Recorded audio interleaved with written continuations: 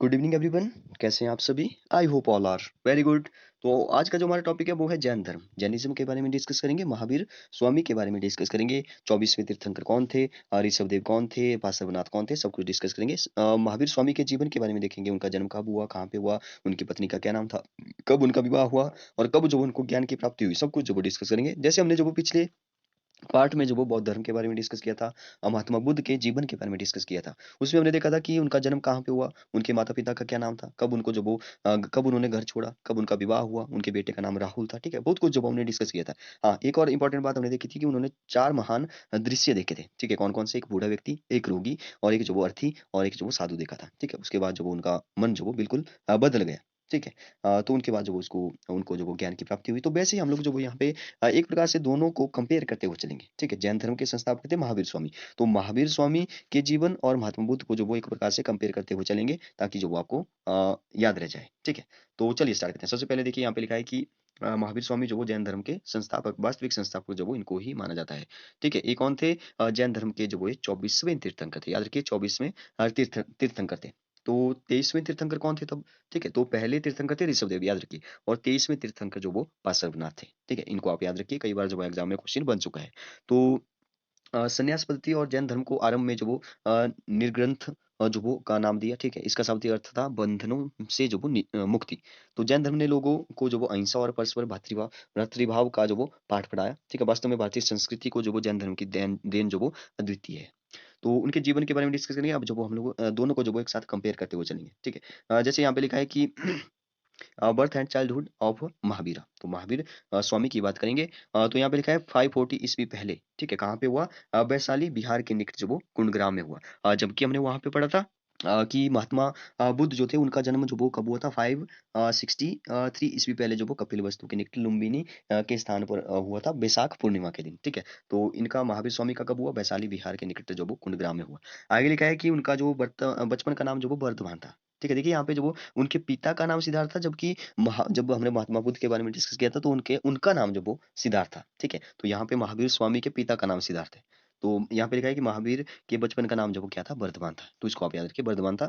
और वहाँ पे जो वो उनका क्या नाम था महात्मा बुद्ध का? वो जो वो क्या था? सिद्धार्थ था, ठीक है? यहाँ पे इनके पिता का नाम सिद्धार्थ है। और वहाँ पे जो वो महात्मा बुद्ध के पिता का नाम जो वो सुद्धोधन था, ठीक है? वो कहाँ के राजा थे? शाक्य गणराज्य के जो वो प्रमुख थे, ठीक है? उनकी राजधानी जो वो कपिलवस्तु थी।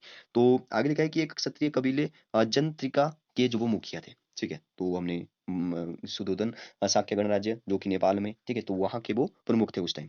किसकी बात कर रहा हूँ? महात्मा बुद्ध के पिता की बात कर रहा हूँ। आगे लिखा है कि महात्मा बुद्ध के माता का नाम त्रिशला है, ठीक है? महात्मा देखिए यहाँ पे भी आपको एक बात आपको देखने को मिलेगी कि महावीर स्वामी का जो विवाह हुआ, ठीक है? वो यशोधरा से हुआ। और जबकि हमने वहाँ पर भी पढ़ा था कि वहाँ पे भी महात्मा बुद्ध का नाम सॉरी विवाह जो वो एक सुंदर राजकुमारी जो वो यशोधरा के साथ हुआ था। तो नाम जो वो इनका सेम है, ठीक है? नाम जो सेम है, ठीक है? है अलग-अलग लेकिन नाम जो वो यहाँ पे सेम है, इसको आप याद रख सकते हैं, ठीक है? आगे लिखा है महावीर की माता का नाम जो वो त्रिशला था और वह जो वो लिच्छवी वंश के शासक चेटक की जो वो बहन थी। तो महावीर की शिक्षा दीक्षा के लिए जो वो विशेष व्यवस्था की गई थी। महावीर को बचपन में ही सांसारिक बातों से कोई लगाव नहीं था, वे अपने ही विचारों में मग्न थे, ठीक है? तो वहाँ पे हमने पढ़ा था कि वहाँ पे जो वो एक भविष्यवाणी कर दी गई थी। किसने की थी? वो जो वो असित नामक ऋषि ने की थी। जो वहाँ पे जो वो क्या बोला था कि या तो वो एक महान सम्राट बनेगा या तो वो धार्मिक पुरुष बनेगा, सन्यासी बनेगा, ठीक है? तो उनके माता का नाम जो वो 7 दिन बाद ही उनकी माता का देहांत हो गया था, ठीक है? तो उनकी दूसरी रानी थी प्रजापति गौतमी, ठीक है? तो उसकी छोटी बहन भी थी महामाया। पालन-पोषण जो महामाया की छोटी बहन ने किया, ठीक है? उनके माता का नाम जो वो अच्छा यहाँ पे महामाया जो है, ठीक है? वो जो वो उनकी माता का नाम है। तो यहाँ पे हमने जो वो माता का नाम क्या पढ़ा? त्रिशला पढ़ा। वहाँ पे क्या पढ़ा था? वहाँ पे जो वो जब मैं वहाँ की बात कर रहा हूँ तो समझ जाइए कि महात्मा बुद्ध की बात कर रहा हूँ, ठीक है? तो वहाँ पे जो वो महामाया था। तो महामाया की एक छोटी बहन थी, ठीक है? उसने जो वो सिद्धार्थ का जो पालन-पोषण किया था, ठीक है? महात्मा बुद्ध का। और यहाँ पे एक रानी भी थी दूसरी गौतमी, तो उन्होंने जो वो महात्मा बुद्ध का जो वो पालन-पोषण किया। तो यहाँ पे जो वो सांसारिक बातों में जो कोई लगाव नहीं था किसको? महावीर स्वामी को। आगे लिखा है विवाह के बारे में। तो इनका ध्यान जो वो सांसारिक कार्यों में जो वो लगाने के लिए उनके पिता ने महावीर का विवाह जो वो एक सुंदर राजकुमारी यशोधरा से किया। तो वहाँ पर भी यशोधरा से ही हुआ, ठीक है? विवाह के समय जो वो महावीर जी की कितनी आयु थी, इस संबंध में जो कोई जानकारी हमारे पास प्राप्त नहीं है। जबकि हमने वहाँ पे जो वो पढ़ा था कि वहाँ पे जो वो महात्मा बुद्ध की या सिद्धार्थ आप बोल सकते हो, सिद्धार्थ की जो शादी हुई थी वो 16 वर्ष में हो गई थी। ठीक है? 16 वर्ष की आयु में जो उनका विवाह जो वो यशोधरा के साथ करवा दिया गया था। तो यहाँ पे जो वो हमें कोई जानकारी नहीं मिलती है महावीर स्वामी के बारे में। आगे लिखा है कुछ समय के बाद जो वो महावीर स्वामी के घर पर जो वो एक पुत्री ने जन्म लिया। ठीक है? यहाँ पे पुत्री हो रही है, वहाँ पे जो वो पुत्र हुआ था जिसका नाम राहुल था।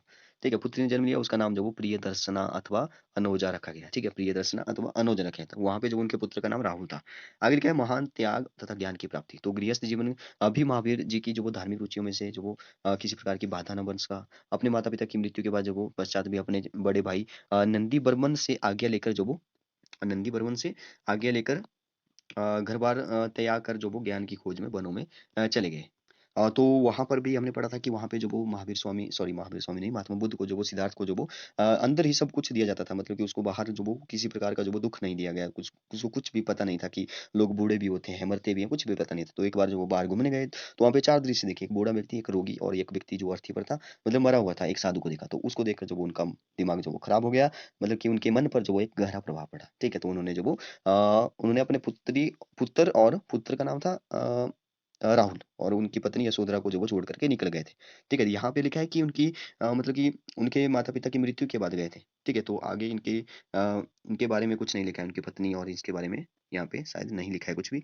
तो उसको जो वो महान त्याग बोला जाता है, ठीक है? तो उस टाइम जो वो उनकी आयु जो वो 29 वर्ष थी और यहाँ पे जो वो उनकी आयु इनकी आयु जो महावीर स्वामी की 30 वर्ष थी, ठीक है? कई बार जो वो एग्ज़ाम में ये भी पूछा जाता है कि कितनी आयु थी? तो महावीर स्वामी की 30 वर्ष थी और यहाँ पे जो वो महात्मा बुद्ध की जो वो 29 वर्ष थी, जब वो घर छोड़ा, ठीक है? मतलब कि घर छोड़ दिया, घर त्याग कर दिया। तो आगे लिखा है कि उन्होंने 12 वर्ष तक जो वो घोर तपस्या की। अंततः उन्हें जो वो ऋजुपालिका नदी के निकट जो वो जरिम्बिक ग्राम में जो वो केवल्य ज्ञान जो वो प्राप्त हुआ। सर्वोच्च सत्य जो वो उनको प्राप्त हो गया। तो वैसे ही महात्मा बुद्ध भी सत्य की खोज पे निकल गए थे। तो सबसे पहले वो जो वो कहाँ पे गए थे? सबसे पहले वो जो वो राजधानी राजगृह में गए थे, ठीक है? मगध की राजधानी राजगृह में गए थे। 2 गुरुओं से वहाँ पे मिले लेकिन जो वो मतलब कि उनको मन की शांति नहीं मिली। फिर जो वो 5 साथियों को लेकर जो वो कहाँ पे चले गए? उर्बुला के जंगलों में चले गए। तो यहाँ पे वो भी वनों में चले गए, ये भी वनों में चले गए, ठीक है? मतलब कि जंगलों में चले गए, ठीक है? वहाँ पे जो वो 6 वर्ष तक उन्होंने कठोर तपस्या की लेकिन ज्ञान की प्राप्ति नहीं हुई थी वहाँ पे। तो उसके बाद जो वो 48 ठीक है? पीपल के वृक्ष के नीचे ठीक है, बोध गया में जो पीपल के वृक्ष के नीचे जो वो 48 दिन की समाधि के बाद जो उनको सर्वोच्च ज्ञान की प्राप्ति हुई। ठीक है, तो यहाँ पे लिखा है कि ऋजुपालिका नदी के निकट जो वो जरिम्बिक ग्राम में केवल्य ज्ञान जब वो उनको प्राप्ति हुआ। तो इस ज्ञान की प्राप्ति के बाद जो वो वर्धमान जिन होता है इंद्रियों के विजेता, ठीक है, तथा महावीर महान विजेता कहलाए। तो महावीर जो वो महान विजेता कहलाए। तो इसके बाद वहाँ पे जो वो सिद्धार्थ क्या कहलाए? महात्मा बुद्ध कहलाए। तो ज्ञान प्राप्ति के समय जो वो महावीर की आयु जो वो 42 वर्ष थी। लेकिन वहाँ पे हमने ज्ञान प्राप्ति में क्या पढ़ा था? वहाँ पे जो वो 35 वर्ष की आयु में उनको ज्ञान प्राप्ति हो गई थी। मतलब कि देखिए यहाँ पे 30 से जो वो 35 ठीक है, वहाँ पे यहाँ पे जो वो 30 से 42 तक जो वो कितने हो गए? 12 वर्ष। मतलब कि महावीर स्वामी को 12 साल लगे और वहाँ पे महात्मा बुद्ध को जो वो कितने साल लगे? 29 से जो वो 35 तक आप देखिए 29-35 मतलब कि 6 वर्ष लगे, ठीक है? तो उसको आप याद रख सकते हैं ऐसे ही इतने वर्ष के बाद। जब आप ऐसे सोचोगे तो आपको जब वो ऐसे याद रह जाएगा कि ऐसे-ऐसे हुआ था, ठीक है? चाहे आप जब 29 वर्ष या 35 वर्ष भूल जाओ, तो आपको ऐसा याद रहेगा कि कौन किसने जो वो सबसे ज़्यादा वर्ष जो वो ऐसे लगाए थे, ठीक है? ज्ञान की प्राप्ति को में जो वो किसको ज़्यादा टाइम लगा था। तो ऐसे आप इनको कंपेयर करके जो वो अपने दिमाग में जो वो मतलब एक प्रकार से याद रह जाता है ऐसे। जब आप ज़्यादा सोचोगे कि किसी बात को तो वो ऑटोमेटिक याद रहता है, ठीक है? तो वैसे ही यहाँ पे जो वो 42 वर्ष की उम्र में जो महावीर स्वामी को जो ज्ञान की प्राप्ति हुई। आगे धर्म प्रचार के बारे में लिखा है कि ज्ञान प्राप्ति के बाद जो महावीर जी ने लोगों में फैले अंधविश्वासों को दूर करने के लिए जो वो सत्य के मार्ग पर लाने के लिए जो वो कई सारे अभियान चलाए। उनके उपदेशों से बहुत से लोग प्रभावित हुए। वे महावीर स्वामी जी के अनुयायी भी बने। ठीक है? तो देखिए यहाँ पे एक बात कॉमन है कि महावीर जी के विख्यात प्रचार केंद्र जो वो राजगृह, वैशाली, कौशल, मिथिला और विदेह और अंग थे। जैन परंपराओं के अनुसार मगध के शासक बिंबिसार और उसके पुत्र अजातशत्रु ने जो वो जैन धर्म को अपना लिया था। ठीक है? यहाँ पे लिखा है कि मगध के शासक जैन परंपराओं के अनुसार।